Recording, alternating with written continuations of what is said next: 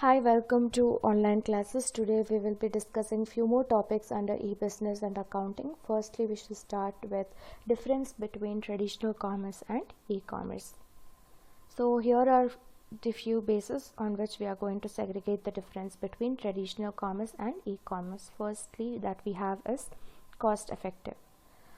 In traditional business, to carry out any business, you have to open a shop, and building that shop space is going to cost you more when compared to e-commerce. And to maintain that shop, and you would also require more labors to sell your products. So the cost of maintaining the traditional business is more when compared to e-commerce. And in e-commerce, there is no requirement of any physical place, so virtual space is more enough, and internet is already existing, and if they conduct any business through internet, it is very cheap when compared to traditional commerce. And there is no requirement of middlemen, as there will be direct link between business and the customer. Next, we have time saving. Traditional commerce usually incurs more time. For example, if you want to deposit some money in the bank, you have to go to bank, and the traveling cost is incurred, and it is tedious task, and it is time consuming too. Whereas in the e-commerce, you can sit back at home and deposit money or transfer money, so it incurs only few minutes to transact. Whereas convenience, traditional commerce, you have to go to shop to buy any product and look into the products physically, so it is a tedious task. Whereas e-commerce, you can sit anywhere whenever you find time. You can go through the catalogs and decide which product you want from which website, and you will decide the best product which is more cheaper and has better quality. Depending on the reviews, you will select. Then you have geographical accessibility. So where in traditional commerce, if you have shop in India, then your consumer stays only in India, and within that boundary you have to serve commerce. Whereas in e-commerce, your customers stay throughout the world. The whole globe is your market, so you will be able to sell goods throughout the globe. Then time accessibility. In traditional market, there will be time limit to buy or sell things. Usually the shops are open from 9 to 10, so there is time restriction. Whereas in e-commerce, there is no time restriction. It is open 24/7, and you can buy the product whenever you want. Fraud. So when it comes to fraud, in traditional commerce, it is comparatively less, because you can physically check who is your seller and who is your buyer. So there is comparatively less fraud when compared to e-commerce. And in e-commerce, the fraud takes places if your system get hacked, all your personal information are at risk, so the fraud chances is more. And business relationship, the business relationship in traditional commerce is vertical or linear. That means there are many intermediaries involved in between. Whereas in electronic commerce, the relationship is characterized by end-to-end. That means the producer can meet their buyers, so it is end-to-end. Next, we have customer interaction. In traditional commerce, the interaction between the business and commerce is face-to-face. Yes, you can meet your buyer and seller, so it is face-to-face.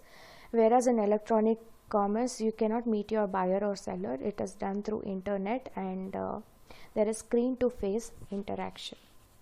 Process, in traditional commerce, usually the process is more, because you have to travel and you have to do all physical works practically. There are chances of clerical errors also, because humans are conducting the business. Whereas in e-commerce, computers are conducting the business, so the chances of making mistakes is very minimal.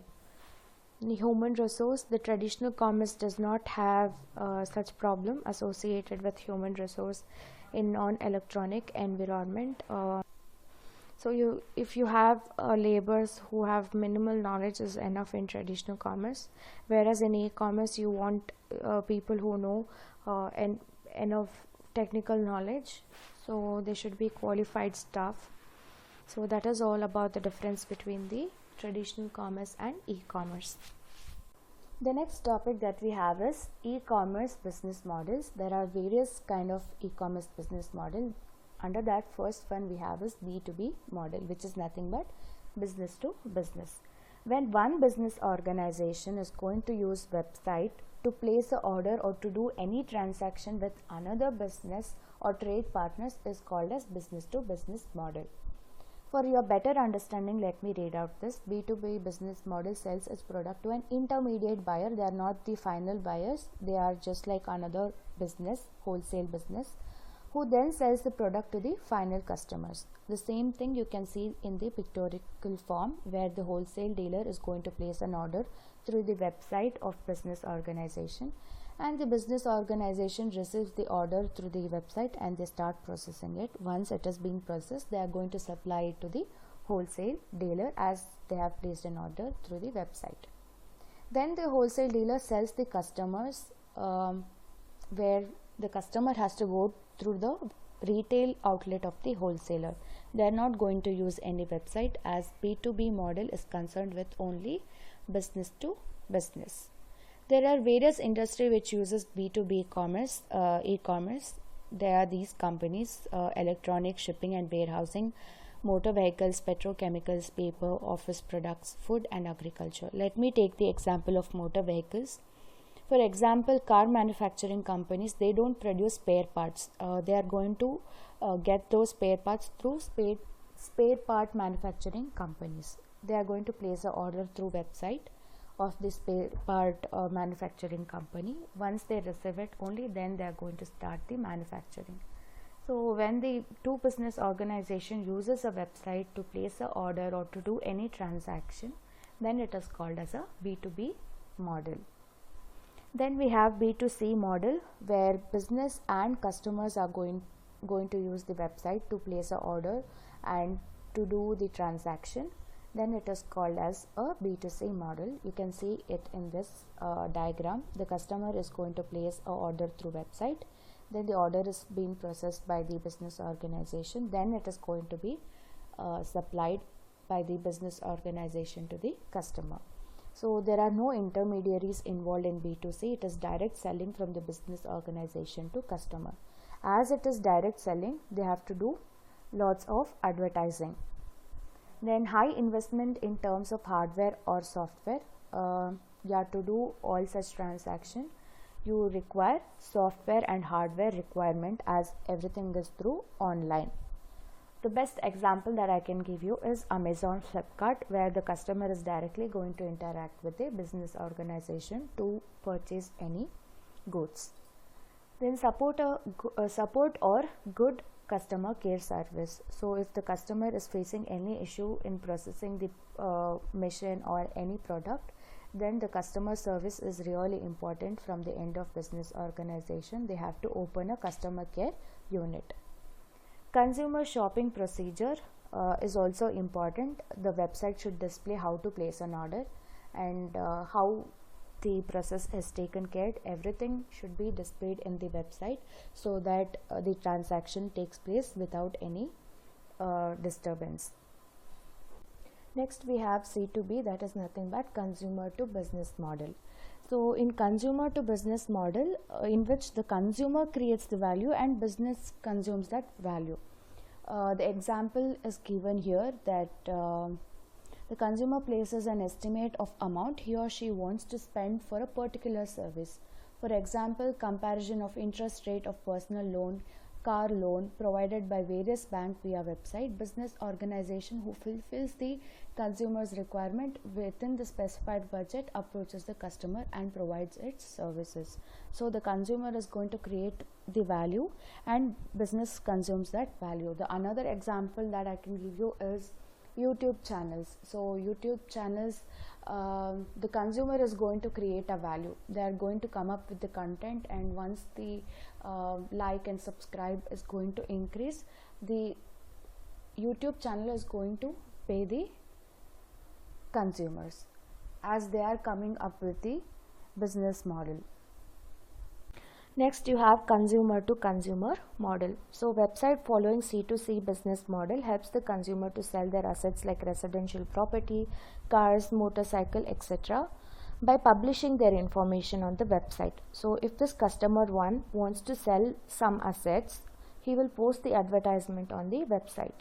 And these websites may or may not charge any fees for the services. And the customer too, if they want to buy few products, they are going to log into this website and look into relevant products and decide to buy the products. If they want to buy the products, they are going to contact this customer. Once they contact this customer, they are going to sell the product to the customer too, and the customer too is going to pay the money for the product. So this is all about C2C model. The example that I can give you is property.com, where you can advertise rental rooms, and OLX.com, where you can sell the second-hand products for cheaper rate. So those are the web portals which are the example for C2C model. Then you have business to government. In B2G model is a variant of B2B, and such websites are used by government to trade and exchange information with various business organizations. Such websites are created by the government and provide medium to business to submit application forms to the government. Suppose if this business organization wants to fill some government application, they are going to log into such website and they are going to complete the procedure. For example, if the business organization wants to pay the tax, they are going to log into IT website of the government and they are going to assess themselves and pay the tax. Then you have government to business model.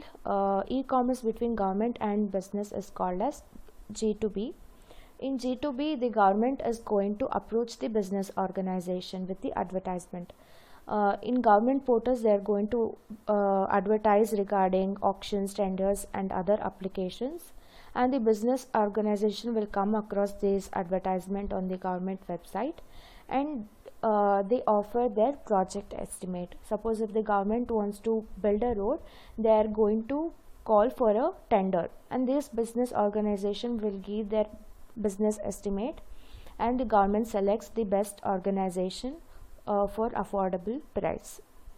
Then you have government to citizen model. So government uses G2C model website to approach the citizen in general, and the main objective of G2C website are to reduce the average time for fulfilling the people request for various government services. So e-commerce between government and citizen is called as G2C.